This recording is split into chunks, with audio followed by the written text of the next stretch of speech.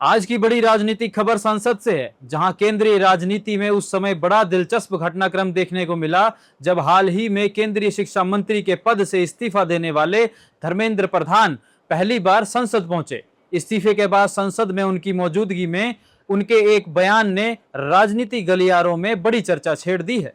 संसद परिसर में प्रवेश के दौरान धर्मेंद्र प्रधान की मुलाकात कांग्रेस के वरिष्ठ नेता जयराम रमेश से हुई। दोनों नेताओं ने हाथ मिलाया। इस दौरान जयराम रमेश ने उनके इस्तीफे पर टिप्पणी करते हुए कहा, ऐसा होता रहता है। इस पर धर्मेंद्र प्रधान ने मुस्कुराते हुए जवाब दिया, कुछ नहीं हुआ, मैं एक स्ट्रीट फाइटर हूं, कोई एसी कमरे में बैठने वाला एक्टिविस्ट नहीं।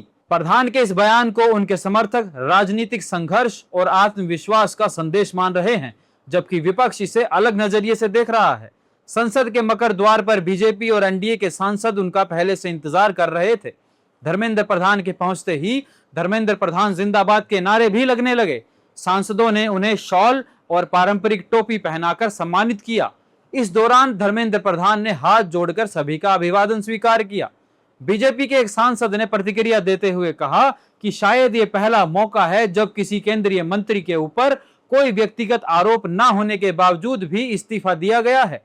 ये पार्टी के भीतर भी एक चर्चा का विषय है कि आने वाले समय में धर्मेंद्र प्रधान को संगठन या किसी चुनावी राज्य में बड़ी जिम्मेदारी सौंपी जा सकती है। पार्टी उन्हें ओडिशा के सबसे प्रभावशाली नेताओं में से एक मानती है।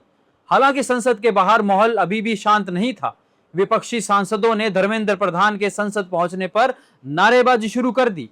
विपक्ष का आरोप है कि जंतर मंतर पर प्रदर्शन कर रहे लोगों के खिलाफ पुलिस की कार्यवाही और अन्य मुद्दों पर सरकार जवाब दे। इसी मांग को लेकर लोकसभा के भीतर भी विपक्ष ने जोरदार प्रदर्शन किया, जिसके कारण सदन की कार्यवाही कई बार स्थगित करनी पड़ी। इसी हंगामे के बीच केंद्र सरकार ने पब्लिक एग्जामिनेशन यानी प्रिवेंशन ऑफ अनफेयर मींस संशोधन विधेयक 2026 लोकसभा में पेश किया। सरकार का कहना है कि इस संशोधन का उद्देश्य पेपर लीक जैसे अपराधों पर और अधिक सख्त कार्यवाही करना है। प्रस्तावित संशोधन के अनुसार यदि कोई व्यक्ति पेपर लीक का दोषी पाया जाता है तो उसे 10 साल तक की सजा हो सकती है, जो कि पहले 5 साल थी। वहीं इस तरह के मामलों में शामिल वरिष्ठ अधिकारियों और प्रबंधन से जुड़े लोगों के लिए भी सजा बढ़ाने का प्रस्ताव है। इसी के अलावा जुर्माने की राशि को भी कई गुना बढ़ाने का प्रस्ताव रखा गया है।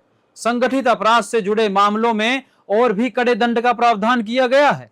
अब धर्मेंद्र प्रधान के स्ट्रीट फाइटर वाले नए बयान और परीक्षा कानून को लेकर राजनीति किस दिशा में आगे बढ़ती है, इस पर सभी की नजरें बनी हुई हैं। फिलहाल इस खबर में इतना ही। देश और दुनिया की हर बड़ी और विश्वसनीय खबर के लिए जुड़े रहिए सत्य भारत टाइम्स के साथ। मैं अमृतपाल सिंह। जय हिंद, जय भारत।